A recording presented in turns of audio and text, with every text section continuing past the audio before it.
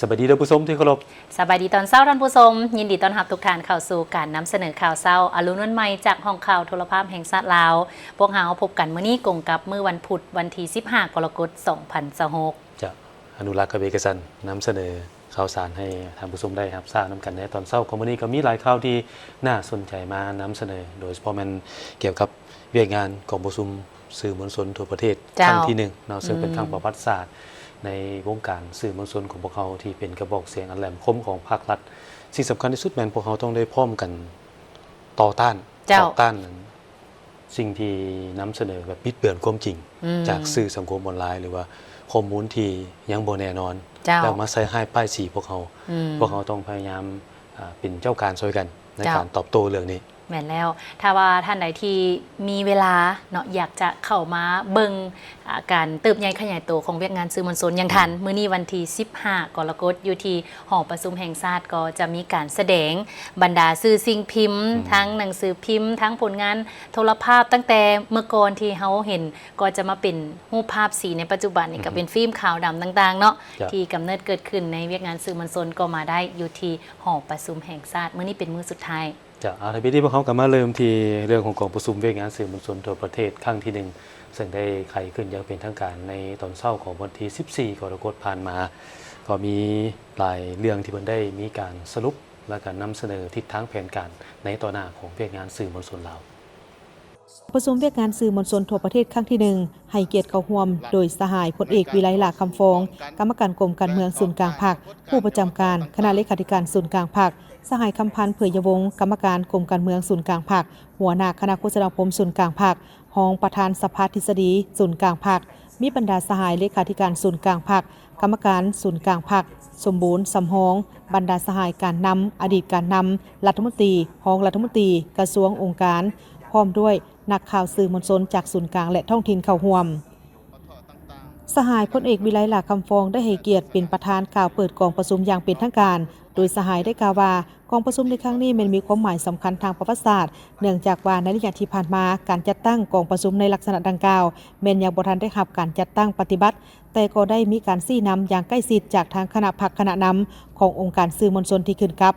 ภายหลังที่มีการโอนสื่อมวลชนให้มาขึ้นกับคณะโฆษณาคมศูนย์กลางภาคเห็นว่าเวียกงานสื่อมวลชนยิ่งมีความสำคัญที่สุดในการเป็นกระบอกเสียงอันแหลมคมให้แก่พรรคในการโฆษณาเผยแพร่แนวทาง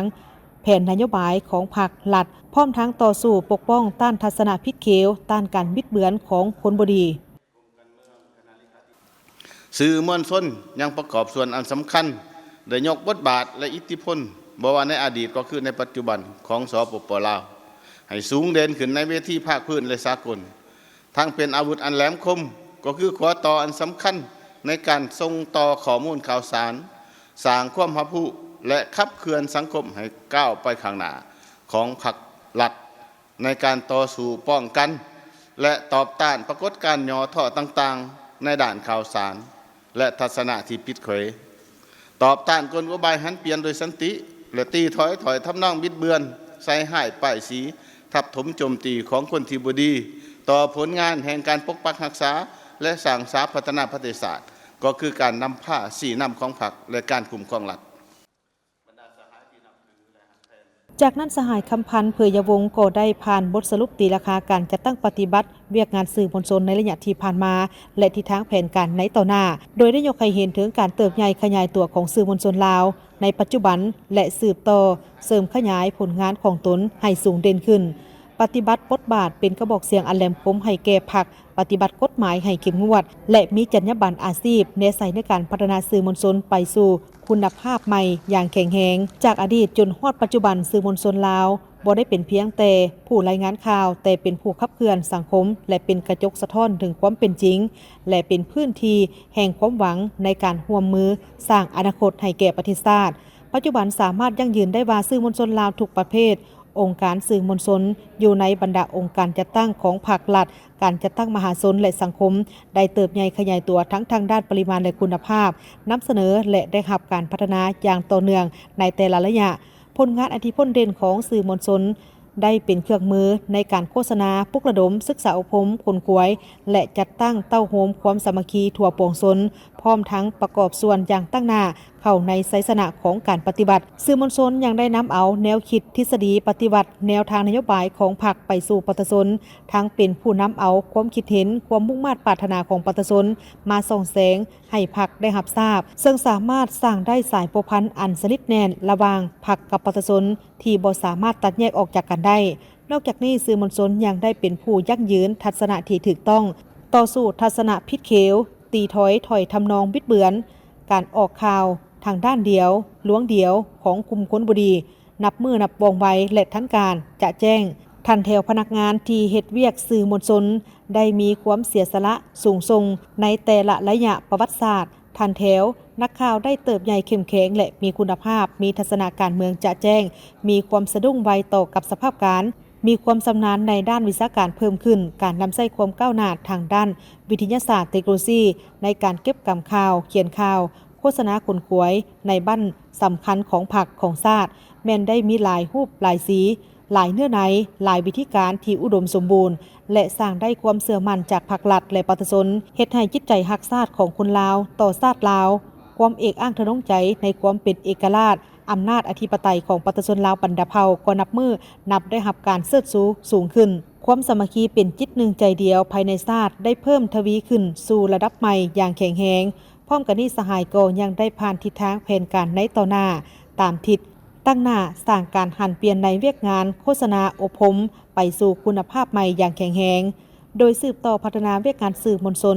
ตามทิศต้นต่อคือเปลี่ยนแปลงจินตนาการใหม่ในการพัฒนาเวียกงานสื่อมวลชนในยุคใหม่เพิ่มทวีบทบาทการนำพาที่เข้มแข็งของพรรคต่อสื่อมวลชนและสังคมยกระดับความรู้ทางด้านทฤษฎีการเมืองการปกครองติดพันกับยุคดิจิตอลและปัญญาประดิษฐ์เพิ่มทวีความเข้มงวดในการจัดตั้งปฏิบัติจรรยาบรรณในวิชาชีพของสื่อมวลชนกองประชุมในครั้งนี้ยังได้มีการรับฟังการผ่านทางมติของกรมการเมืองศูนย์กลางภาคเกี่ยวกับการเพิ่มทวีการนำพาของภาคและการคุ้มครองของรัฐต่อกับเวียกงานสื่อมวลชนในระยะใหม่และบรรดาผู้เข้าร่วมก็ได้พร้อมกันประกอบความคิดความเห็นเพื่อพัฒนาทันแถวสื่อมวลชนให้ตอบสนองกับเงื่อนไขใหม่สร้างการหันเปลี่ยนในการคุ้มครองการนำใช้พาหนะอุปกรณ์สื่อให้คุ้มค่าและเกิดประโยชน์สูงสุดบนจิตใจปฏิบัตินโยบายประหยัดอย่างมีประสิทธิผลท่านผู้ชมในโอกาสดำเนินกองประชุมสมัยวิสามัญเทื่อที่ 1ของสภาแห่งชาติสุดที่10ท่านมนไซลาวโมซงรองประธานสภาแห่งชาติได้แถลงข่าวโตกับวาระแห่งชาติว่าด้วยการพัฒนาชนบทและแก้ไขความทุกข์ยากของรัฐบาลเพื่อเป็นการจัดตั้งปฏิบัติมติกองประชุมใหญ่ครั้งที่12ของพรรคโครงการการเมืองของพรรคฉบับเลขที่3และมติว่าด้วยการเพิ่มทวีการนำภาษีนำเวียกงานก่อสร้างรากฐานการเมืองพัฒนาชนบทแก้ไขความทุกข์ยากและเวียกงาน3สร้างในระยะใหม่แผนพัฒนาเศรษฐกิจสังคมแห่งชาติ5ปีครั้งที่10การประเมินสภาพพ้นทุกข์และพัฒนาในปี2025ทั้งหมด 1,283,251 ครอบครัว 8,413 บ้านและ148เมืองในนั้นยังมีครอบครัวที่บ่ทันพ้นทุกข์ 189,792 ครอบครัวเท่ากับ 14.78 ส่วนห้อยบ้านบ่พ้นทุกข์ 2,173 บ้านรวมเอา 25.83 ส่วนห้อยและเมืองบ่พ้นทุกข์ 66 เมืองรวมเอา 44.59 ส่วนห้อยเพื่อแก้ไขบรรดามาตรฐานที่ยังคงค้างจึงมีความจำเป็นอันรีบด่วนจะต้องได้กำหนดทิศทางและหน้าเวียกจุดสุมในการพัฒนาชนบทและแก้ไขความทุกข์ยากพร้อมทั้งยกเป็นวาระแห่งชาติจัดตั้งปฏิบัติในระยะ 2027 ถึง 2030 และแบ่งความรับผิดชอบให้แต่ละแขนงการแต่ศูนย์กลางฮอดท้องถิ่นบางเนื้อในของวาระแห่งชาติฉบับนี้หลักการจัดตั้งปฏิบัติวาระแห่งชาติมีทั้งหมด5หลักการ 1. รับประกันความเข้มงวดและเด็ดขาด 2. รับประกันความโปร่งใส 3. รับประกันด้านวิทยาศาสตร์วิชาการ 4. รับประกันความเป็นมืออาชีพและอันที่5นั้นรับประกันคุณภาพและยืนยงสำหรับขาดหมายของวาระแห่งชาติมีทั้งหมด8ขาดหมาย 1. สู่สนสร้างครอบครัวพ้นทุกข์ให้ได้หลายกว่า 100,000 ครอบครัวสร้างบ้านพ้นทุกข์ให้ได้หลายกว่า 1,000 บ้านและสร้างเมืองพ้นทุกข์ให้ได้หลายกว่า25เมืองในนี้สร้างบ้านจุดซุ่มตัวแบบในการแก้ไขความทุกข์ยาก เฮาได้อย่างน้อยแขวงละ4-5 บาท 2. ซุ่มใส่สร้างอาชีพและแรงไหลฮับของประชาชนให้มีความยืนยงพร้อมทั้งเข้าถึงการบริการด้านสาธารณูปโภคขั้นพื้นฐาน 3. ซุ่มเสริมพัฒนาโครงล่างพื้นฐานและสิ่งอำนวยความสะดวกเพื่อให้ดำรงชีวิตเพื่อรับประกันรับใช้ให้แก่การดำรงชีวิต 4. ซุ่มใส่จัดสรรภูมิลำเนาและอาชีพมั่นคงให้ประชาชนบรรดาเผ่าลดพรการเอื้อยอิงลดพรการเคลื่อนย้ายของพลเมืองแบบสาสาย 5. สร้างและปรับปรุงระบบการเมืองอยู่ขั้นหักท่านให้มีความหนักแน่นและเข้มแข็งและสามารถนำพาประชาชนเป็นเจ้าการปกปักรักษาความสงบและความเป็นระเบียบเรียบร้อยในสังคมมีความมุ่งมั่นในการพัฒนาตนเองพัฒนาบ้านและชุมชนให้หลุดพ้นออกจากความทุกข์ยากสร้างให้ขบวนการสร้างวิชาชีพให้สาวหนุ่มในหักท่านให้ได้หลายขึ้น 6. คนควายและญาติแยงการลงทุนทางภายในและต่างประเทศเข้าในการพัฒนาชนบทอย่างมีจุดซุ่มบ่เอ่ยอิงแต่งบประมาณของรัฐเพียงด้านเดียว 7. สร้างและปรับปรุงนิติกรรมกลไกในการจัดตั้งปฏิบัติเวียกงานพัฒนาชนบทและแก้ไขความทุกข์ยากให้เป็นระบบครบสุดเข้มงวดสอดคล้องและรัดกุม 8. สร้างและปรับปรุงนิติกรรมในการจัดตั้งปฏิบัติเวียกงานพัฒนาชนบทและแก้ไขความทุกข์ยากให้เป็นระบบครบสุดเข้มงวดสอดคล้องและรัดกุม เวียกงานพัฒนาชนบทและแก้ไขความทุกข์ยากบ่แม่นหน้าที่ของบุคคลใดหนึ่งหรือแขนงการใดหนึ่งแต่มันแม่นความรับผิดชอบร่วมกันของทั่วปวงชนลาวทั้งชาติสภาแห่งชาติสุทธิ10สภาประชาชนขันแขวงแนวลาวสั่งชาติสหพันธ์นักรบเก่าแห่งชาติลาวองค์การจัดตั้งมหาชนเพิ่มทวีการติดตามกวดกาสุกยู่การจัดตั้งปฏิบัติวาระแห่งชาติฉบับนี้อย่างเข้มงวดเพื่อรับประกันทุกแผนเวียกงบประมาณทุกห่วงจะได้รับการจัดตั้งปฏิบัติอย่างโปร่งใสและมีประสิทธิผล ท่านผู้ชมในตอนเช้าของวันที่13กรกฎาคมผ่านมากระทรวงโยธาธิการและขนส่งได้หวนคืนมูลเสื้อวันสร้างตั้งกระทรวงโยธาธิการและขนส่งครบรอบ75 ปีซึ่งให้เกียรติพระราชกฐาโดยปริญญาเอกบุญจันทร์สินทวงศ์อดีตรัฐมนตรีกระทรวงโยธาธิการและขนส่งเข้าร่วมรับฟังมีทานเล็กไหลศรีวิไลรัฐมนตรีกระทรวงโยธาธิการและขนส่งพร้อมด้วยบรรดาสหายคณะพรรคคณะนำกระทรวงและพนักงานลักแรงเข้าร่วมปริญญาเอกบุญจันทร์สินทวงศ์ได้ให้ฮู้ว่าเส้นทางประวัติศาสตร์อันละอิดละเอี้ยววีรกรรมอันล้ำเลิศและมากผลแห่งการเติบใหญ่ขยายตัวของแขนงการโยธาธิการและขนส่งที่เป็นเส้นเลือดใหญ่เลี้ยงระบบเศรษฐกิจสังคมของประเทศชาติตลอดระยะที่ผ่านมาซึ่งรัฐบาลได้กำหนดเอาวันที่13กรกฎาคมปี1951เป็นวันสร้างตั้งกระทรวงโยธาธิการและขนส่งและในวันนี้พวกเขาก็มีความภาคภูมิใจเต็มไปด้วยความหมายอันนักแน่นที่ได้ร่วมกันเฉลิมฉลองวันสร้างตั้งกระทรวงโยธาธิการและขนส่งครบรอบ75 ปีเส้นทางแห่งการเติบใหญ่ขยายตัวของกระทรวงโยธาธิการและขนส่งในตลอดระยะ75 ปีนั้นมาฮอดระยะปี1996ระบบตารางเส้นทางในทั่วประเทศมีความยาวทั้งหมด 18,344 กิโลเมตรเทียบใส่ปี1986เพิ่มขึ้น 1.7 เท่าในนั้นมีทางปูยางลวงยาว 2,446 กิโลเมตรทางปูแห่ 4,600 กิโลเมตรและทางปูดินธรรมชาติลวงยาว 11,298 กิโลเมตรและขัวที่ได้มาตรฐานสามารถตอบสนองให้แก่การขนส่งสินค้ามีจำนวนทั้งหมด667ขัวในนั้นมีขัวใหญ่จำนวน16แห่งเทียบใส่ปี1986เพิ่มขึ้น 6.7 เท่าพ้นเดนแมนมีเส้นทางรถไปถึง16แขวงและ103เมืองในทั่วประเทศพิเศษแม้นได้สำเร็จและเปิดใช้ขัวข้ามแม่น้ำของเป็นขัวมิตรภาพลาวไทยแห่งที่1ในปี1994และผลงานพ้นเด่นในปี2025ได้ชี้นำพาภายใต้คำควรพัฒนาโยธาธิการและขนส่งให้เป็นปลายแหลมมีจุดสุ่มทนทานทันสมัยปลอดภัยเสื่อมโยงเสื่อมจอดและยืนยง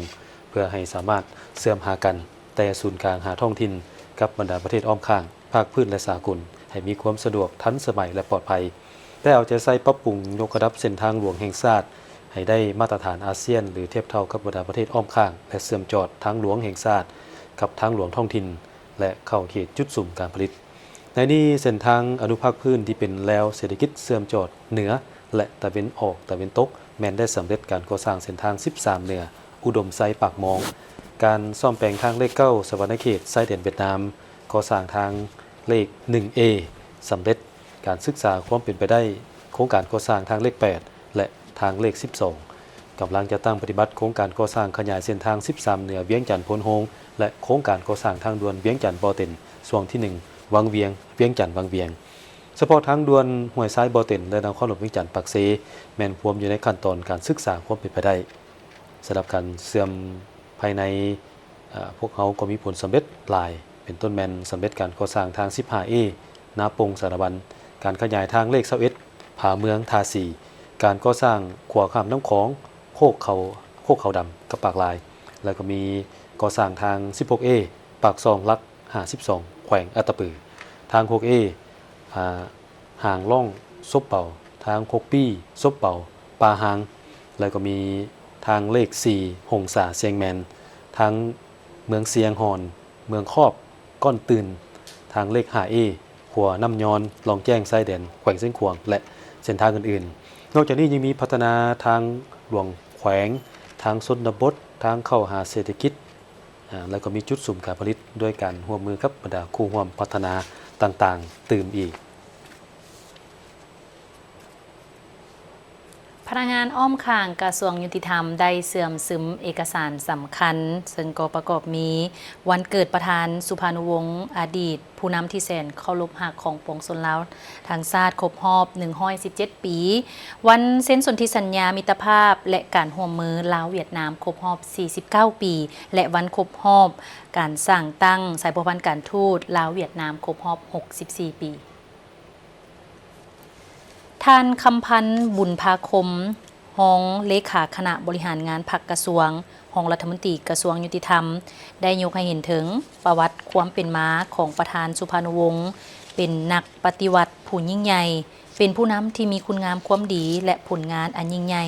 ของท่านที่ได้อุทิศตนเพื่อภารกิจปฏิวัติการปลดปล่อยชาติและสร้างสรรค์พัฒนาประเทศชาติประธานสุภานุวงศ์เกิดเมื่อวันที่13 กรกฎาคม ปี 1909 ที่นครหลวงพระบาง หลังจากสำเร็จการศึกษาด้านวิศวกรรมจากประเทศฝรั่งก็ได้กลับคืนสู่อินโดจีนและเห็นความทุกข์ยากการกดขี่ของระบอบลาเมืองขึ้นจนตัดสินใจเข้าร่วมการปฏิวัติการพบปะกับประธานโฮจิมินห์ในปี 1945 ได้เป็นจุดหันสำคัญที่นำพาทานก้าวเข้าสู่เส้นทางการกู้ชาติพร้อมคำประกาศอันทรงคุณค่าว่าแผ่นดินลาวต้องแม่นคนลาวเป็นเจ้าของในการปาฐกถาในครั้งนี้ทานคำพันธ์บุญภาคมแม่นได้เน้นถึงชีวิตและผลงานอันยิ่งใหญ่ของประธานสุภานุวงศ์ที่ได้นำพาและร่วมต่อสู้เคียงบ่าเคียงไหลกับพรรคและประชาชนลาวบรรดาเผ่าจนสามารถญาติได้เอกราชและสถาปนาสาธารณรัฐประชาธิปไตยประชาชนลาวในวันที่ 2 ธันวาคม ปี 1975 พร้อมกันนี้การปาฐกถายังได้ทบทวนความหมายของวันครบรอบ 49 ปี วันเซ็นสนธิสัญญามิตรภาพและการร่วมมือลาวเวียดนามซึ่งแม่นเอกสารประวัติศาสตร์และเป็นพื้นฐานทางนิติกรรมที่สำคัญในการรับประกันและเสริมสร้างสายพัวพันมิตรภาพอันยิ่งใหญ่ความสามัคคีพิเศษการร่วมมือรอบด้านระหว่างสาธารณรัฐสังคมนิยมเวียดนามและสาธารณรัฐประชาธิปไตยประชาชนลาวตลอดระยะ 49 ปีผ่านมาสองประเทศแม้นได้ร่วมมือช่วยเหลือซึ่งกันและกันอย่างใกล้ชิดในขงเขตบนพื้นฐานในทุกขงเขตบนพื้นฐานความไว้เนื้อเชื่อใจความเข้าใจและการเคารพซึ่งกันและกันนำไปสู่การพัฒนาและสร้างความเจริญรุ่งเรืองให้แก่ประชาชนสองชาติและได้เสื่อมซึมเอกสารวันสั่งตั้งสายพัวพันการทูตลาวเวียดนามครบรอบ 64 ปีเติมอีกคณะโฆษณาอบรมศูนย์กลางพรรคได้จัดสัมมนาเผยแพร่กฎหมายและนิติกรรมลุ่มกฎหมายเพื่อรับใช้ให้แก่เวียกงานสื่อมวลชนอยู่สาธารณรัฐประชาธิปไตยประชาชนลาว ในโอกาสเกียรติดำเนินกองประชุมเพื่องานสื่อมวลชนทั่วประเทศครั้งที่ 1 ในวันที่ 13 กรกฎาคม 2026 ที่หอประชุมแห่งชาติสหายคำมอนจันทจิตห้องหัวหน้าคณะโฆษณาอบรมศูนย์กลางพรรคได้เผยแพร่กฎหมายและนิติกรรมใต้กฎหมายรับใช้การเคลื่อนไหวเวียกงานสื่อมวลชนอยู่สปป.ลาวโดยสหายได้ยกให้เห็นความหมายความสำคัญของกฎหมายสื่อมวลชนพระบทบาทของสื่อมวลชนประเภทลักษณะของสื่อมวลชนสิทธิและหน้าที่ของสื่อมวลชนรวมทั้งข้อห้ามที่สำคัญในการเคลื่อนไหวของสื่อมวลชนซึ่งการมีกฎหมายสื่อมวลชนบรรดากฎหมายอื่นๆและนิติกรรมใต้กฎหมายเพื่อรับใช้การคุ้มครองเคลื่อนไหวเวียกงานสื่อมวลชนแม้นความจำเป็นของรัฐประชาธิปไตยประชาชนที่ปกครองด้วยกฎหมายบรรดานิติกรรมที่พัวพันถึงการเคลื่อนไหวเวียกงานสื่อมวลชนแม้นมีหลายกำหนดไว้ในหลายนิติกรรมต่างกันแต่การพันขยายยังจำกัดเห็นให้บรรดาเป้าหมายต่างๆปฏิบัติยังบ่ทันครบถ้วนกำบ่แน่นเข้าใจบ่ถึกเกิดมีการเมินเซยหรือนำใช้ซองวางเพื่อเคลื่อนไหวเพื่อผลประโยชน์แบบบ่ชอบธรรมด้วยเหตุนั้นการสร้างความรับรู้เข้าใจกฎหมายต่างๆในขอบเขตสื่อมวลชนแม่นการเล็งทวงที่หีบด่วนของทั่วภาครัฐและมีความหมายด้านทฤษฎีและพฤติกรรมในเงื่อนไขปัจจุบันและอนาคตเพื่อตอบสนองกับหน้าที่การเมืองในระยะใหม่นี้บรรดาองค์การคุ้มครองก็คือบรรดาท่านแถวสื่อมวลชนต้องได้เสื่อมซึมกับแน่นบรรดานิติกรรมสำคัญเหล่านี้เพื่อเป็นทิศทางในการเคลื่อนไหววิชาชีพของตนอย่างใดก็ตามการทำผู้เข้าใจเข้ารบและปฏิบัติบรรดากฎหมายและนิติกรรมใต้กฎหมายในขอบเขตสื่อมวลชนเป็นกฎบังคับสำคัญให้แก่การคุ้มครองเคลื่อนไหวสื่อมวลชนการกำแน่นและการปฏิบัติอยู่ในกรอบหลักการที่กำหนดไว้นั้นเป็นมาตรฐานสำคัญสำหรับนักข่าวและพนักงานที่เฮ็ดเวียกในกลุ่มเขตสื่อมวลชนเว้ารวมบรรดาพลเมืองเว้าเฉพาะการปฏิบัติกฎหมายได้ดีจะประกอบส่วนอย่างตั้งหน้าในการเคลื่อนไหววิชาชีพให้มีความมั่นคงและประกอบส่วนเขาในการเพิ่มทวีบทบาทการนำพาของพรรคการคุ้มครองของรัฐคุ้มครองสังคมด้วยกฎหมายให้ปรากฏผลเป็นจริง 3. เปิดเผยความลับของศาล ทางศูนย์วัฒนธรรมจีนประจำลาวได้มีการจัดกิจกรรมสัมผัสวัฒนธรรมจีนภายใต้หัวข้อระบายสีมีแพนด้าและปิดห้องเรียนภาษาจีนฤดูใบไม้ปงปี 2026 ซึ่งกิจกรรมนี้แม้ได้จัดขึ้นในวันที่ 11 กรกฎาคมที่ผ่านมาท่านหลัวเว่ยเจี้ยนหัวหน้าศูนย์วัฒนธรรมจีนประจำลาวกล่าวว่าการจัดกิจกรรมระบายสีแพนด้าครั้งนี้แม่นใช้การระบายสีแพนด้าเป็นสื่อกลางทางศิลปะเพื่อผสมผสานภาพลักษณ์ตะวันออกเข้ากับการสร้างสรรค์ศิลปะร่วมสมัยได้อย่างกลมกลืนและเป็นธรรมชาติโดยผ่านงานวางแสดงกิจกรรมสัมผัสวัฒนธรรมจีนในรูปแบบที่หลากหลายแสดงให้เห็นอย่างชัดเจนถึงมรดกทางธรรมชาติและมนต์เสน่ห์ทางวัฒนธรรมของบ้านเกิดของหมีแพนด้าได้อย่างมีชีวิตชีวาถ่ายทอดแนวความคิดทางวัฒนธรรมที่ยึดมั่นในความสันติความเป็นมิตรและเปิดกว้างยอมรับความหลากหลายกิจกรรมในครั้งนี้ใช้ศิลปะเป็นหัวโตและใช้หมีแพนด้าเป็นสื่อกลางเพื่อส่งเสริมการแลกเปลี่ยนทางวัฒนธรรมและการเรียนรู้ระหว่างอารยธรรมลาวจีนโดยเปิดโอกาสให้ผู้เข้าร่วมได้สัมผัสเพื่อส่งเสริมความเข้าใจและมิตรภาพซึ่งกันและกันพร้อมทั้งเติมเต็มความสัมพันธ์ระหว่างลาวและจีนด้วยเนื้อหาอันใหม่ที่มีชีวิตชีวามีความอบอุ่นและเต็มไปด้วยพลังและภาษาแม่นขัวโตไปสู่จิตใจวัฒนธรรมแม่นสายใยแห่งการเชื่อมโยงความรู้สึกซึ่งในหลายเดือนที่ผ่านมาบรรดานักเรียนแม่นได้สัมผัสกับกลิ่นอายของอารยธรรมจีนผ่านโตพินอินและโตอักษรจีนบรรดาครูอาจารย์แม่นได้เอาใจใส่ในการศึกษาจากผู้ที่บ่มีพื้นฐานอย่างเลยจนสามารถเว้าและอ่านได้จากผู้ที่ขี้อายบ่กล้าปากจนกลายเป็นผู้ที่มีความมั่นใจในการแสดงออกทุกๆความก้าวหน้าล้วนแต่เกิดจากความทุ่มเทและความภาคเพียรของครูอาจารย์ส่วนบรรดานักเรียนก็มีความขยันหมั่นเพียรและตั้งใจทำเรียนอย่างบ่ฮู้อิดฮู้เมื่อยตั้งใจในการฝึกซ้อมอย่างสม่ำเสมอซึ่งความรู้ภาษาจีนที่ถืออยู่ในมือบ่เพียงแต่เป็นกระแจในการไขสู่โอกาสในการเฮ็ดเวียกและการศึกษาต่อในระดับที่ดียิ่งขึ้นเท่านั้นแต่มันยังเป็นปองเยี่ยมที่จะช่วยเฮ็ดให้เขาเจ้ามีความเข้าใจถึงเส้นทางของการพัฒนาของจีนและรับรู้ถึงความอบอุ่นทางด้านวัฒนธรรมจีนอีกด้วยสำหรับนักเรียนที่เรียนภาษาจีนภายในระยะ1ปีคือปี 2026อยู่ศูนย์แห่งนี้แม่นมีนักเรียนที่จบห้อง HSK 1 27คนหญิง19คน ห้อง HSK 2 31 คนหญิง16 คนห้อง HSK 3 มี 14 คนหญิง12 คนและห้อง HSK 4 มี 12 คนหญิง8 คนธนาคารคำจำกัดได้ร่วมกับสถาบันการเงินจุลภาคที่รับเงินฝากทรัพย์มั่นคงจำกัดได้มีการเปิดบริการคำแลกเงินเพื่อทุนหมุนเวียนธุรกิจพิธีเซ็นสัญญาดังกล่าวนี้จัดขึ้นในวันที่ 10 กรกฎาคม 2026 โดยการลงนามระหว่างทานวันไซทองศรีทาวงศ์รองผู้อำนวยการธนาคารคำลาวจำกัดและทานสุรเดชปันธุระอัมพรผู้อำนวยการสถาบันการเงินจุลภาคที่รับเงินฝากทรัพย์มั่นคงจำกัดโดยมีพนักงานที่เกี่ยวข้องเข้าร่วมการร่วมมือในครั้งนี้ถือเป็นจุดแข็งของ2สถาบันการเงินจุลภาคที่รับเงินฝากทรัพย์มั่นคงจำกัดเพื่อสร้างทางเลือกใหม่ให้แก่สังคมโดยธนาคารคำลาวจำกัดจะเฮ็ดหน้าที่ในการออกใบยั่งยืนฐานะทางการคำที่มีความปลอดภัยและได้มาตรฐานสากลในขณะที่สถาบันจะเป็นผู้ห้องหับและอนุมัติวงเงินกู้ยืมหรือสินเชื่อหมุนเวียนโดยใช้ใบยั่งยืนฐานะทางการคำดังกล่าวนี้เป็นหลักทรัพย์ค้ำประกันท่านวันไซทองศรีทาวงศ์รองผู้อำนวยการธนาคารคำลาวจำกัดได้กล่าวว่าพวกเขาเข้าใจดีว่า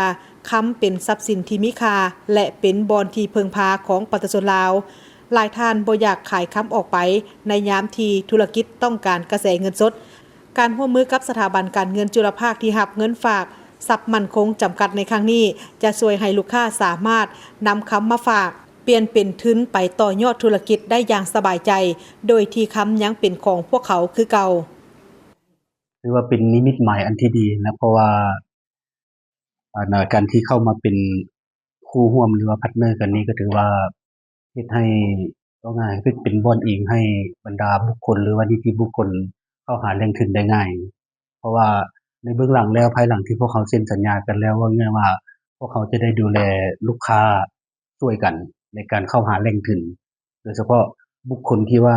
มีคำแต่ว่าอยากรักษาคำเนียนไว้โดยที่บ่อยากขายไปเข้าหาหรือว่าไปขอกู้ยืมเงินนำสถาบันการเงินใบยังยืนฐานะทางการคำบ่สามารถปลอมแปลงได้เพราะว่าเฮามีบาร์โค้ดมีว่าง่ายว่าเป็นเกียร์พิเศษเป็นเกียร์เรืองแสงอีกว่าซั่นว่าง่ายสามารถเบิ่งรู้มันมี QR code สามารถรู้ได้ว่ามีคำอยู่ในหันจักบาท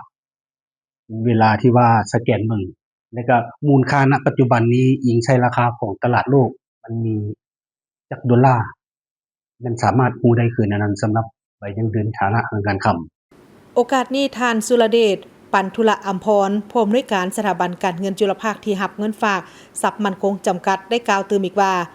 ทรัพย์มั่นคงมีความมุ่งมั่นที่จะสนับสนุนการเข้าถึงแหล่งทุนของพ่อแม่ประชาชนและผู้ประกอบการพ่อค้าแม่ค้าการบริการใหม่นี้จะเป็นขั้นตอนที่ง่ายสั้นกระทัดรัดอนุมัติไว้และคิดอัตราดอกเบี้ยที่เป็นธรรมเฮ็ดให้ผู้ที่มีคำในมือสามารถเข้าถึงทุนหมุนเวียนได้อย่างว่องไวและอนุมัติไว้เอกสารก็บ่ยุ่งยากดีใจได้มาต่อยอดแล้วก็สามารถขยายผลิตภัณฑ์ให้ไปฮอดประชาชนทุกคนคำอยู่ลาวนี้ถือว่าเป็นสิ่งที่กว้างขวางและสามารถไปฮอดประชาชนทุกคนซึ่งประชาชนทั่วไปอยู่ลาวนี้ถ้าเขาเจ้ามีเงินทอนสะสมส่วนหลายก็สิไปซื้อคำแล้วก็ซื้อคำทอนหลายๆก็ไปเปลี่ยนเป็นดินแต่ช่วงระหว่างเป็นคำนี่นะถ้าเรามีความยุ่งยากส่วนหลายก็สิเอาไป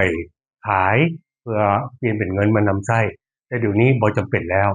ก็มีแต่ว่าเอามาเปลี่ยนเป็นใบเซอร์ติฟิเคตแล้วก็สามารถเอามากู้ยืมเงินกับทางไทเฮาซึ่งไทเฮาก็ได้พัฒนาโปรเซสขั้นตอนเพื่อเฮ็ดให้การบริการมีความว่องไวทันต่อความต้องการของลูกค้า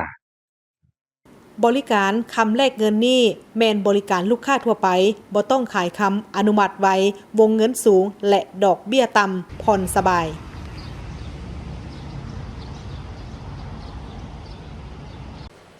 ท่านผู้ชมโทรภาพแห่งชาติลาวพร้อมแล้วที่จะสืบต่อบุกทะลุการพัฒนาเกี่ยวกับเวียกงานสื่อมวลชนของตนเองให้ก้าวเข้าสู่ความทันสมัยในยุคดิจิตอลเพื่อเป็นการ เพื่อเป็นกระบอกเสียงที่เข้มแข็งให้กับพรรครัฐและก็จะพยายามปรับปรุงสื่อตนเองให้ก้าวเข้าสู่ยุคปัญญาประดิษฐ์หรือที่รู้จักกันดีก็คือยุคของ AI ให้สื่อมวลชนก็คือเพื่อให้สื่อมวลชนโทรภาพแห่งชาติลาวเข้าไปหาประชาชนได้หลากหลายช่องทางในโอกาสเข้าร่วมกองประชุมสัมมนาเสื่อมซึมเอกสารเพื่อใกล้เกี่ยมให้กองประชุมเวียกงานสื่อมวลชนทั่วประเทศครั้งที่1ปริญญาเอกวรรณลาตีคำวานวงศาผู้อำนวยการใหญ่โทรภาพแห่งชาติลาวได้กล่าวว่าตนเองรู้สึกภาคภูมิใจและดีใจที่ได้เข้าร่วมกองประชุมในครั้งนี้ในการพัฒนาเวียกงานสื่อมวลชนโดยเฉพาะสื่อมวลชนของโทรภาพแห่งชาติลาวให้ก้าวขึ้นสู่ความทันสมัยในยุคดิจิทัลเพื่อเป็นกระบอกเสียงที่เข้มแข็งให้พรรคและรัฐสื่อมวลชนโทรภาพแห่งชาติเป็นสื่อกลางโฆษณาเผยแพร่แนวทางนโยบายของพรรคระเบียบกฎหมายของรัฐและในระยะที่ผ่านมาสื่อมวลชนโทรภาพแห่งชาติได้โฆษณาโดยได้นำเอาแนวทางนโยบายของพรรคและรัฐลงไปสู่ประชาชนได้รับรู้ต่อแผนพัฒนาเศรษฐกิจสังคมวัฒนธรรมการเติบใหญ่ขยายตัวทางด้านเศรษฐกิจด้วยหลายช่องทางการสรุปตีราคาเวียกงานสื่อมวลชนตลอดระยะที่ผ่านมาเฮ็ดแนวใดว่าจะได้กำหนดทิศทางในต่อหน้าว่าเวียกงานสื่อมวลชนของพวกเราจะมีการยกระดับในการพัฒนาเฮ็ดแนวใดจะบุกทะลุหรือสร้างไปสู่คุณภาพใหม่อย่างแข็งแรงลึกซึ้งรอบด้านในเงื่อนไขใหม่ระยะใหม่นี้ฉะนั้นในโอกาสนี้ในฐานะที่เป็นสื่อมวลชนท่านแถวพนักงานสื่อมวลชนเป็นกระบอกเสียงของภาคของรัฐนี้พวกเราก็มีความปิติยินดีและก็เกี่ยมพร้อมตัดสินใจมีความเป็นเอกภาพสูงต่อเนื้อในจิตใจของประชุมในครั้งนี้และพร้อมเดียวกันนั้นสำหรับโทรภาพแห่งชาติของพวกเขาก็พร้อมแล้วที่จะตัดสินใจสู่ซนบุกบืนเฮ็ดหล่อนหน้าที่การเมืองที่ภาครัฐได้มอบหมายให้เฮ็ดแนวใดเวียกงานของสื่อมวลชนก็คือเวียกงานโทรภาพจะได้รับการยกสูงไปสู่คุณภาพใหม่ที่มีการหันเปลี่ยนอย่างแข็งแรงลึกซึ้งรอบด้านในอนาคตประกอบส่วนในภารกิจปกปักรักษาและสร้างสรรค์พัฒนาประเทศชาติก็คือบูรณะระบอบประชาธิปไตยประชาชนของพวกเขาให้สู่จุดหมายของพวกเขาเพื่อให้สื่อมวลชนแขนงโทรภาพแห่งชาติก้าวตามมติของกองประชุมเวียกงานสื่อมวลชนทั่วประเทศครั้งที่1ในการก้าวเข้าสู่ยุคสมัยใหม่ในต่อหน้าโทรภาพแห่งชาติจะสืบต่อปรับปรุงหลายด้านโดยเฉพาะแม่นการพัฒนาบุคลากรให้มีความรู้ความสามารถทางด้านเทคโนโลยีโดยเฉพาะแม่นการนำใช้ปัญญาประดิษฐ์หรือ AI เข้าในการผลิตสื่อเพื่อยกระดับสื่อโทรภาพให้มีความทันสมัยขึ้นกว่าเก่าและขยายช่องทางให้เข้าถึงประชาชนได้อย่างทั่วถึงสำหรับมื้อนี้ถือว่าเป็นมื้อทำอิฐของกองประชุมที่เปิดอย่างเป็นทางการสำหรับมื้อนี้ก็ได้มีเอกสารสำคัญหลายอย่างที่ได้ร่วมปรึกษาหารือโดยเฉพาะเป็นการสรุปการจัดตั้งเคลื่อนไหวตลอดระยะที่ผ่านมาของเวียกงานสื่อมวลชนและพร้อมกันนั้นก็จะได้กำหนดทิศทางหน้าที่ในการเคลื่อนไหวในต่อหน้าและเอกสารที่สำคัญอื่นๆโดยเฉพาะเป็นห้างมติว่าด้วยเวียกงานสื่อมวลชนในระยะใหม่ของพวกเขาจะได้กำหนดออกในต่อหน้านี้เราได้ยุคเงินไขใหม่ยุคแห่งเทคโนโลยีวิทยาศาสตร์โดยเฉพาะเป็น AI หรือว่ายุคดิจิตอลนี้เพราะโดยรวมแล้วสื่อมวลชนของพวกเขาก็จะได้มีการประยุกต์มูลไส้บรรดาวิทยาศาสตร์แล้วนี่เข้าในเวียกงานของตนอย่างแข็งแรงลึกซึ้งโดยเฉพาะเป็นเวียกงานโทรภาพแห่งชาติของพวกเขาก็จะได้เอาใจใส่ยุคระดับเฮ็ดได้ให้สื่อออนไลน์หรือว่าสื่อในยุคเงื่อนไขใหม่นี้ให้สามารถตอบสนองความต้องการของยุคใหม่ของเงื่อนไขใหม่สำหรับโทรภาพแห่งชาติพร้อมแล้วที่จะหันและปฏิบัติตามมติของประชุมโดยเฉพาะการพัฒนาสื่อสังคมออนไลน์โซเชียลมีเดียเพิ่มทวีการนำใช้แพลตฟอร์มต่างๆให้มีความหลากหลายเพื่อให้ประชาชนเข้าถึงข้อมูลข่าวสารได้สะดวกสบายยิ่งขึ้นพร้อมทั้งจะสร้างความทันสมัยและรับประกันให้การเผยแพร่ข้อมูลข่าวสารดำเนินไปตามทิศที่ถูกต้องชัดเจนและถูกต้องตามกฎหมายของสปป.ลาวที่สำคัญปัจจุบันนี้คือการเข้าถึงผู้รับสารก็คือประชาชนสังคมสิ่งที่เราอยากเสนอไปให้สังคมรับรู้นะเขาเข้าใจว่าเขามีหน้าที่บทบาทเขาได้ดีแล้วแต่ว่าเขาจะได้เพื่อให้เข้าถึงกลุ่มคนเป้าหมายก็คือผู้รับสารได้หลายขึ้นกว่าเก่าฉะนั้นสื่อสังคมออนไลน์ต้องมีบทบาทขึ้นมาทุกคนตัวนี้นี่บ่มีเวลาเบิ่งโทรภาพเลยต้องได้มาเบิ่งคืนย้อนหลังบ่สิพอเวลาเขาเฮ็ดเวียกกับเวลาโทรภาพออกข่าวไปหรือว่ารายการได้ออกไปนี่มันจะเป็นเวลาเดียวกันมันต่ำกันก็เฮ็ดเวียกก็ต้องได้มาเบิ่งคืนได้แล้วก็ต้องมีการโฆษณาเผยแพร่เข้าใจว่าสามารถเบิ่งคืนย้อนหลังได้แนวใดเนาะตัวนี้ถือว่าสำคัญเป็นน้อยเองมีเวลาได้เบิ่งต่อเนื่องบ่ ส่วนใหญ่ถ้าเวลาที่ออกอากาศสดเลยนี่เกือบแทบจะบ่มี จะเป็นการเบิ่งขึ้นหลังหลายกว่าบางเทื่อแล้วการรับรู้ข้อมูลข่าวสารที่สั้นกระทัดรัดใช้เวลาบ่หลายแต่ว่าเข้าใจเนื้อในของข่าวใดๆหนึ่งเนาะมันก็จะเป็นการตอบโจทย์กับคนที่เฮ็ดเวียกแข่งกับเวลาฉะนั้นปัจจุบันนี้บ่เฉพาะแต่โทรภาพแห่งชาติลาวก็หลายๆสื่อเพิ่นก็หันเปลี่ยนในการเฮ็ดแนวใดในการสื่อคือไอเอกว่าสื่อให้สื่อสารให้กับผู้ชมผู้เบิ่งประชาชนสังคมนี่แหละได้เข้าใจในสิ่งที่พวกเราอยากนำเสนอไปให้มีความชัดเจนถูกต้องบ่บิดเบือนความเป็นจริงบางท่านว่าข่าวพวกเขานี่อาจจะยาวคือเขาจะลืมว่าคุณค่าของข่าวนะสำคัญเลยบางข่าวมันสั้นกระทัดรัดแต่ว่ามันยังบ่ได้ลงลึกหลายถึงรายละเอียดที่สำคัญที่ผู้รับสารคือประชาชนต้องรับรู้นะบางครั้งมันต้องได้เฮ็ดเป็นบทที่มีความยาวที่เจาะลึกถึงทองให้มวลชนได้เข้าใจว่าเนื้อในจิตใจที่เขาอยากนำเสนอนี่มีความสำคัญแนวใดเนาะตะกี้ข่าวสิฮอดสังคมนี่ซ่าเลยแม้แต่การประกาศว่าอย่างจะปิดน้ำปิดไฟเนาะหรือว่าเรื่องอื่นของนโยบายของภาครัฐนี่นะช่วยจะเข้าถึงได้ก็ย้อนว่ามันจากซ่าย้อนสื่อเขายังไปบ่ถึงสิไปแจกใบปลิวขึ้นนี่คือยากละต้องมันใช้สมาร์ทโฟนหรือว่าโทรศัพท์ยุคทันสมัยนี้แหละเข้ามาเดี๋ยวนี้โทรภาพแห่งชาติลาวก็มีทั้งแบบออกอากาศสดเบิ่งคืนหลัง2ทางบ่ว่าจะเป็น2ทางออนไลน์หลายๆ2ทางเลยท่านก็สามารถติดตามข่าวสารของทางโทรภาพแห่งชาติลาวได้หลายขึ้นคือพวกเขานี่ตอนเช้าบางท่านบ่สะดวกไปเบิ่งคืนย้อนหลังอยู่ YouTube ได้เบิ่งได้คือกันเนาะวันนี้มาต่อที่เรื่องทัศนะของบรรดาท่านนักสื่อมวลชนที่ได้เข้าร่วมในกองประชุมสัมมนาเสริมซึมเอกสารเพื่อการเกียรติแม่แก่กองประชุมเวียกงานสื่อมวลชนทั่วประเทศครั้งที่ครั้งประวัติศาสตร์นี้พวกเขาก็ได้สัมภาษณ์ตัวแทนจากบรรดาสื่อโดยเฉพาะจากคณะโฆษณาอุปกรณ์ศูนย์กลางพรรคและหนังสือพิมพ์เศรษฐกิจการค้าในโอกาสเข้าร่วมกองประชุมสัมมนาเสริมซึมเอกสารเพื่อการเกี่ยมการดำเนินกองประชุมเวียกงานสื่อมวลชนทั่วประเทศครั้งที่1ภายใต้หัวข้อเพิ่มทวีบทบาทการนำพาของพรรคพัฒนาเวียกงานสื่อมวลชนให้หันสู่คุณภาพใหม่อย่างแข็งแรงหลายท่านได้แสดงทัศนะต่อเวียกงานสื่อมวลชนซึ่งบรรดาท่านได้แสดงความรู้สึกภาคภูมิใจที่ได้เข้าร่วมเสริมซึมเอกสารสำคัญต่างๆเป็นการเพิ่มทวีการนำพาของพรรคต่อสื่อมวลชนแม่นการกำหนดแนวทางหน้าที่การเมืองเพื่อรับประกันให้สื่อมวลชนเป็นกระบอกเสียงที่แหลมคมของการจัดตั้งพรรครัฐและสังคมเวียกงานสื่อมวลชนในยุคแห่งการปฏิวัติอุตสาหกรรม 4.0 ที่ข้อมูลข่าวสารไหลเวียนอย่างให้พรมแดนและการก้าวกระโดดของเทคโนโลยีปัญญาประดิษฐ์นี้ในยุคปัจจุบันบรรดาสื่อมวลชนแม่นหลักการทางศีลธรรมเป็นข้อบังคับและมาตรฐานความประพฤติที่ผู้ประกอบวิชาชีพสื่อมวลชนเป็นต้นนักข่าวบรรณาธิการผู้ผลิตรายการรวมถึงนักสื่อออนไลน์ต้องได้ยึดถือและปฏิบัติตามอย่างเคร่งครัดเพื่อรับประกันให้แก่การนำเสนอข้อมูลข่าวสารมีความถูกต้องเป็นธรรมและเป็นประโยชน์ต่อสังคมพร้อมนั้นสังคมผู้บริโภคข่าวก็ยิ่งต้องได้มีสติในการติดตามข่าวสารต่างๆทั้งสองสื่อนี่จะต้องอยู่ร่วมกันระหว่างสื่ออิเล็กทรอนิกส์กับสื่อสิ่งพิมพ์นี่เพราะเขาต้องไปพร้อมกันเนาะเพราะว่าสื่อสิ่งพิมพ์มันก็ยังมีประโยชน์หลายอันอยู่เนาะแต่ก็ปัจจุบันเนี่ยคือผู้ชายฮู้แหละสื่ออิเล็กทรอนิกส์ก็เป็นสื่อนึงที่สำคัญนั่นแหละเนาะเพราะว่าเดี๋ยวนี้ผู้บริโภคข่าวนี่ส่วนใหญ่มันทางอิเล็กทรอนิกส์นี่เนาะโดยเฉพาะมันประชาชนหรือว่าเป้าหมายต่างๆที่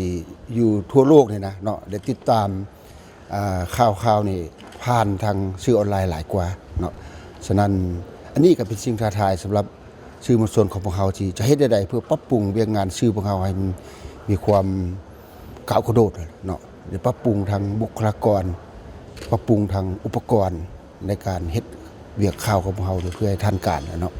ผ่านมาพวกเขาก็มีหลายอันแล้วที่เฮ็ดได้ผลเด่นแต่ว่าจะต้องได้สืบตัวบื้นตัวเพื่อปรับปรุงเป็นงานสื่อพวกเขาให้ก้าวหน้าเข้มแข็งขึ้นเรื่อยๆทันกับโลกในปัจจุบันขึ้นเด้งไปแล้วเนาะว่าปัจจุบันทุกคนเบิ่งโทรศัพท์เนาะฉะนั้นแต่ว่าในเบิ่งโทรศัพท์เมื่อทุกคนกลายเป็นสื่อมันเป็นบุคคลเป็นสื่อนิติบุคคลต่างๆสามารถเป็นสื่อฉะนั้นว่าการเผยแพร่ข้อมูลข่าวสารอยู่ในสื่อทาง Facebook YouTube TikTok หรืออื่นๆนั่นน่ะข้าพเจ้าอยากเรียกร้องมายังสังคมให้พยายามตรวจสอบเนาะตรวจกาให้ละเอียดว่าข่าวน่ะมันแม่นข่าวแท้บ่เนาะและยุคปัจจุบันแห่งเห็นว่า AI เข้ามามีบทบาทหลายขึ้น AI สามารถเฮ็ดข่าวสามารถเฮ็ดหลายๆอย่างได้บางครั้งจนว่านี่มันคนว่ะ แม่นคนแท้บ่นี่แม่นเหตุการณ์แท้บ่แม่นเหตุการณ์ตัวจริงบ่นะฉะนั้นเฮาต้องได้หมั่นตรวจสอบสำหรับวิธีตรวจสอบเฮาก็ต้องได้เบิ่งว่าผู้ที่โพสต์ข่าวหรือว่าโพสต์อยู่ในหน้าเพจ Facebook ต่างๆฮะมีความน่าเชื่อถือส่ำใดมีโปรไฟล์มีหูบ่เนาะมีคนติดตามหลายน้อยส่ำใดเนาะและเข้าไปเบิ่งว่าอยู่ในเพจของผู้เกี่ยวหั่นนะมีหยังแหน่มีคนคอมเมนต์บ่มีไผบ่ที่เขาที่คนเฮาหูจักเนาะคือสมมุติว่าเฮามีหมู่500คน1,000คนมีหมู่เฮาไปกดไลค์ไปกดแชร์ไปกดคอมเมนต์อยู่ในเพจนั่นบ่จากสิ่งดังกล่าวมันก็จะเพิ่มให้เฮาฮู้ว่าเพจดังกล่าวหันมีความน่าเชื่อถือมีน้ำหนักหลายน้อยส่ำใดเนาะเขาเอิ้นว่าก่อนที่จะคอมเมนต์ก่อนที่จะไลค์จะแชร์ขอให้คิดเนาะตรวจสอบข้อมูลข่าวสารถามหมู่ถามครูก่อนเพราะว่าถ้าเฮาหลงเขาเอิ้นว่าถ้าเฮาไปแชร์ข้อมูลนั้นก็หมายว่าเฮาไปกระจายข่าวเฮาเป็นคนคนหนึ่งที่ไปกระจายข้อมูลข่าวสารที่บิดเบือนความจริงและเฮ็ดให้ดังนั้นกองประชุมสัมมนาในครั้งนี้จึงมีความหมายสำคัญยิ่งเป็นการกะเกียมความพร้อมทางด้านทฤษฎีและพฤติกรรมเพื่อให้ทันแถวพนักงานนำพาคุ้มครองและนักรบสื่อมวลชนทั้งหมดกำแน่นทัศนะหลักการและการเพิ่มทวีบทบาทการนำพาของภาคต่อเวียกการสื่อมวลชนยกสูงจรรยาบรรณวิชาชีพและเสื่อมซึมเอกสารบรรดานิติกรรมลุ่มกฎหมายเพื่อหันเปลี่ยนเวียกงานสื่อมวลชนไปสู่คุณภาพใหม่อย่างแข็งแรงมาต่อที่เวียกงานการท่องเที่ยวท่านผู้ชมการพัฒนาการท่องเที่ยวจุดชมวิวอยู่ทางหมกดอมน้ำตกตาดเกาะเยืองอยู่ทางเมืองวังเวียงแขวงเวียงจันทร์เป็นแหล่งท่องเที่ยวในการส่งเสริมภาพพจน์ของเมืองวังเวียงให้กลายเป็นเมืองหรือว่าเป็นแหล่งท่องเที่ยวทางธรรมชาติเพื่อเป็นการดึงดูดนักท่องเที่ยวในการเดินทางมาสัมผัสกับความงามของธรรมชาติได้อย่างต่อเนื่องและพร้อมกันนั้นก็ยังสร้างเวียกเห็นงานทำและก็สร้างรายรับให้กับชุมชนได้ปัจจุบันเมืองวังเวียงแขวงเวียงจันทร์เป็นหนึ่งในจุดหมายปลายทางด้านการท่องเที่ยวที่สำคัญของสาธารณรัฐประชาธิปไตยประชาชนลาวโดยมีแหล่งท่องเที่ยวทางธรรมชาติที่สวยงามและดึงดูดนักท่องเที่ยวทางภายในและต่างประเทศในนั้นจุดชมวิวหมกดอมและน้ำตกตาดเกาะเยืองเป็นสถานที่เปิดให้บริการแก่มวลชนภายหลังที่ได้เริ่มการพัฒนามาแต่เดือนพฤศจิกายนปี 2025และมาฮอดเดือนมีนา 2026ก็ได้เปิดให้บริการจุดดังกล่าวนี้นอนอยู่ในเนื้อที่400 เฮกตาร์ขึ้นกับบ้านนาด้วงของเมืองบางเวียงแขวงเวียงจันทร์ห่างจากเทศบาลของเมืองเพียงแต่7 กิโลเมตรสำหรับจุดชมวิวหมกดอมมีความสูงแมน 1,470 เมตรนับจากระดับหน้าน้ำทะเลสามารถเลี้ยวเห็นภูผาป่าไม้ตัวเมืองบางเวียงและภูมิทัศน์อ้อมรอบจุดชมวิวดังกล่าวพิเศษแม้ได้สัมผัสกับอากาศที่มีความเย็นมีอุณหภูมิต่ำกว่าภายในตัวเมืองบางเวียงจุดชมวิวหมกดอมเนาะได้นำตกตาดเกี้ยงมีความโดดเด่นเป็นคือแนวใดเนาะอันที่นึง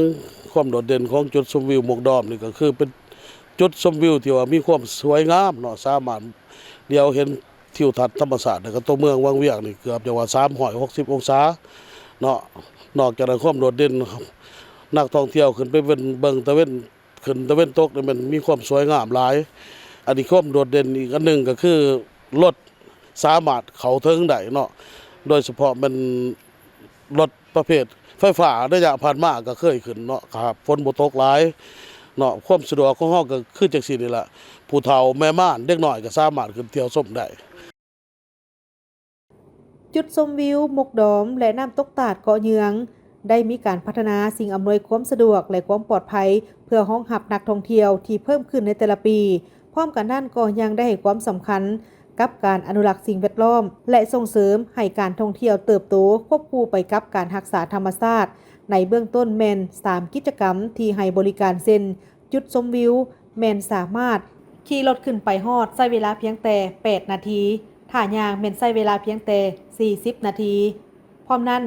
ยังมีกิจกรรมย่างป่าและแคมปิ้งหรือจุดตั้งค่ายพักแรมอยู่หลายจุดภายในบริเวณแห่งนี้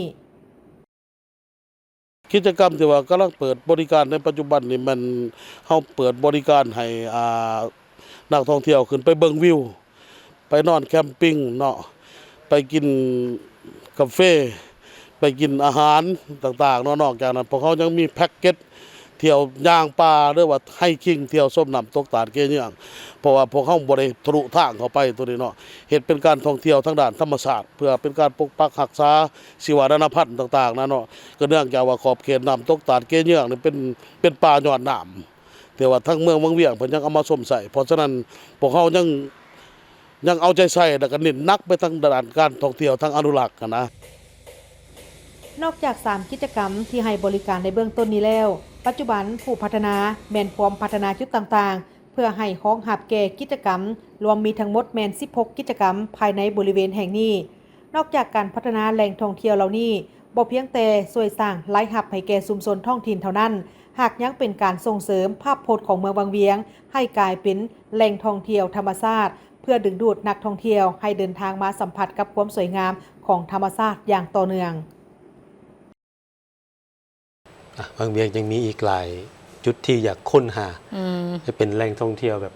อนุรักษ์ธรรมชาติอยู่กับธรรมชาติแมนถ้าถามว่าโคซุกเองได้ไปวังเวียงบ่ได้ไปได้ถามว่าเที่ยวหมดทุกบอนบ่ก็ยังตอบได้เลยว่ายังเถื่อยังเนาะ ยังหลายจุดที่ต้องได้ไปสัมผัสมึงยังมีการท่องเที่ยวที่ติดพันกับธรรมชาติแท้ๆอยู่กับประชาชนท้องถิ่นก็ยังมีการท่องเที่ยวที่ตามห้อยเรื่องราวประวัติศาสตร์ก็ยังมีแม้แต่แหล่งท่องเที่ยวที่ติดพันกับวัฒนธรรมก็ยังมีนี่แหละเพิ่นว่าค้ำเขียวเจ้ายืนยงเลยอันนี้นะคันรักษาได้บ่เขาได้รายรับแบบยืนยงเลยแบบนั้นอันนี้มีข่าวท่องถิ่นอีกวันหนึ่งที่น่าสนใจมานำเสนอไปที่สำเร็จของประชุมใหญ่คณะพักหากฐานคณะโฆษณาอบรมแขวงจำปาสักครั้งที่1คณะพักหากฐานคณะโฆษณาอบรมแขวงได้ดำเนินกองประชุมใหญ่คณะพักหากฐานครั้งที่1กองประชุมได้จัดขึ้นอยู่ห้องประชุมของว่าการแขวงโดยการเป็นประธานร่วมของสหายสุภาพธรรมรักษาห้องเลขาคณะบริหารงานผักแขวงผู้สีนำเวียกงานการเมืองแนวคิดเวียกงานผักพนักงานเวียกงานสหพันธคบเก่าและองค์การจัดตั้งมหาชนขันแขวงมีสหายสมศรีมณีนินคณะประจำผักแขวงหัวหน้าคณะจัดตั้งแขวงสหายประดิษฐ์วรรณรัศมีคณะประจำผักแขวงเลขาคณะผักหากฐานคณะโฆษณาอบรมแขวงมีคณะกรรมการบุคลากรขันแขวงมีคณะผักหากฐานแผนกการกรมกองอ้อมขางแขวงมีคณะผักหากฐานคณะโฆษณาอบรมแขวงมีเลขาคณะหน่วยผักและสมาชิกผักจากหน่วยผักและจุผักที่ขึ้นกับคณะผักหากฐานเขาห่วมโอกาสกล่าวเปิดกองประชุมสหายประดิษฐ์วรรณรัศมีคณะประจำผักแขวงเลขาคณะผักหากฐานคณะโฆษณาอบรมแขวงมีคำเห็นว่ากองประชุมใหญ่ครั้งที่1ของคณะผักหากฐานคณะโฆษณาอบรมแขวงได้ไขขึ้นอย่างสง่าผ่าเผยและสุดที่มีความหมายสำคัญย้อนแนวนั้นขอเรียกร้องผู้แทนกองประชุมจงเสริฐสู้ความรับผิดชอบของตนให้สูงในการประกอบคำเห็นอย่างต่างหน้าและตกลงปัญหาต่างๆให้ถูกต้องเฮ็ดให้กองประชุมใหญ่ครั้งนี้บรรลุผลสำเร็จอย่างสูงต่อมาสหายปริญญาเอกวรรณราสุทธิจักรห้องเลขาคณะผักหากฐานคณะโฆษณาอบรมแขวงก็ได้ผ่านบทรายงานการเมืองทั้ง2ภาคซึ่งได้รายงานและตีราคาการนำผ้าสีน้ำเวียกงานการเคลื่อนไหวในระยะสร้างตั้งคณะผักหากฐาน6เดือนที่ผ่านมาที่ได้สร้างตั้งคณะผักหากฐานคณะโฆษณาอบรมแขวงคณะผักได้เอาใจใส่น้ำผ้าสีน้ำการจัดตั้งพันขยายมติกองประชุมใหญ่ครั้งที่11 12ของภาคมติกองประชุมใหญ่ครั้งที่9ขององค์คณะผักแขวงเข้าสู่เนื้อในเวียกงานตัวจริงอย่างมีจุดสุมคณะผักหากฐานคณะโฆษณาอบรมแขวงได้รับการสร้างตั้งขึ้นและเคลื่อนไหวอย่างเป็นทางการนับแต่เดือนธันวาคมปี2025เป็นต้นมาเป็นองค์การเสนาธิการที่ขึ้นกับองค์คณะผักแขวงมีภาระบทบาทเป็นแกนนำในการนำผ้าสีน้ำเวียกงานการเมืองแนวคิดก็คือเวียกงานโฆษณาอบรมแนวทางนโยบายของภาครัฐในขอบเขตทั่วแขวงซึ่งมี3หน่วยภาคที่ขึ้นกับก็คือหน่วยภาคแขนงของการและสังรวมหน่วยผักแขนงอบรมหน่วยผักแขนงสื่อมวลชนปัจจุบันมีสมาชิกพรรคทั้งหมด83สหายยิ่ง38สหายในนั้นสมาชิกพรรคสำห้อง2สหายพร้อมนี้ยังได้วางขาดไม้สู่ส้นกำหนดบรรดาทิศทางหน้าที่ร่วมในระยะหาปีต่อหน้าก็คือปี2026หาปี2030ภายใต้คำขวัญเพิ่มทวีบทบาทการนำพาของคณะพรรคยกสูงจิตใจเอกราชเป็นเจ้าตนเองตั้งหน้าสร้างการหันเปลี่ยนในเวียกงานโฆษณาอบรมไปสู่คุณภาพใหม่อย่างแข็งแรงพร้อมนี้สายสมศรีมณีนินคณะประจำผักแขวงหัวหน้าคณะจัดตั้งแขวง ต่างหนาคณะปรับปรุงกงจักการจัดตั้งพรรครัฐขันแขวงก็ได้ผ่านมาตรฐานเงื่อนไขของผู้ที่จะลงสมัครรับเลือกตั้งเขาในคณะพรรคฐานสุดใหม่มาตรการเงื่อนไขของพนักงานนำผ้าคุ้มครองโดยปฏิบัติตามมติของกรมการเมืองศูนย์กลางภาคเลขที่ 030/กมสพลงวันที่ 3 มังกรปี 2018 ว่าด้วยมาตรฐานของพนักงานนำผ้าคุ้มครองเพื่อเป็นบนเอียงให้แก่การปอนบัตรเลือกตั้งเอาคณะพรรคฐานคณะโฆษณาอบรมแขวงสุดใหม่โดยยกให้เห็นมาตรฐานร่วมเป็นต้นแมนด่านคุณฐานการเมืองด่านคุณสมบัติศีลธรรมปฏิบัติและแบบแผนดำรงชีวิตด่านความรู้ความสามารถด่านแบบแผนการนำผ้าและวิธีเฮ็ดเวียกด่านสุขภาพนอกนี้ยังยกให้เห็นมาตรฐานเฉพาะตามมติของกรมการเมืองศูนย์กลางภาคเลขที่ 030/กมสพเติมอีกกองประชุมครั้งนี้ผู้แทนกองประชุมยังได้ใส่สิทธิประชาธิปไตยของตนปอนบัตรเลือกตั้งเอาคณะพรรคฐานสุดใหม่ครั้งที่ 1บนพื้นฐานความถูกต้องสอดคล้องกับมาตรฐานเงื่อนไขที่กำหนดไว้ซึ่งมีผู้ออกสมัครเลือกตั้งเก่าสหายยิ่ง2สหายในนั้นเลือกเอา7สหายผ่านการปอนบัตรตัวจริงสามารถเลือกได้สหายประดิษฐ์วรรณรัศมีเป็นเลขาคณะพรรคฐานคณะโฆษณาอบรมแขวงสมัยที่ 1สหายปริญญาเอกวรรณราสุทธิจักรเป็นรองเลขาคณะพรรคฐานสหายนางสุขสมพรพลอาสาเป็นประธานกฎกาคณะพรรคฐานสหายนางพรทิพย์แก้วประเสริฐและสหายเมธีทิพศรเป็นรองประธานกฎกาคณะพรรคฐานจากนั้นก็ได้มีการมอบซอยดอกไม้ให้แก่คณะพรรคฐานคณะโฆษณาอบรมแขวงสุดที่ 1ให้เกียรติมอบโดยสหายสุภาพธรรมหักษารองเลขาคณะบริหารงานพรรคแขวงตอนถ่ายกองประชุมสหายสุภาพธรรมหักษา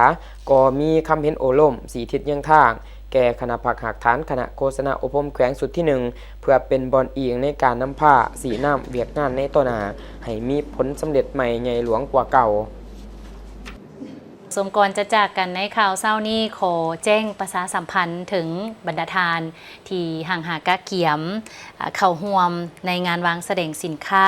เพื่อเป็นการเอิ้นว่าคำนำทับต้นหรือว่าสมเสยให้กับวันสั่งตั้งสายพพันธ์การทูตลาวเวียดนามครบรอบ64ปีเพิ่นได้มีการจัดงานวางแสดงสินค้าเริ่มตั้งแต่วันที่9หาวันที่20กรกฎาคมอยู่ที่ศูนย์วางแสดงสินค้าลาวไอเทค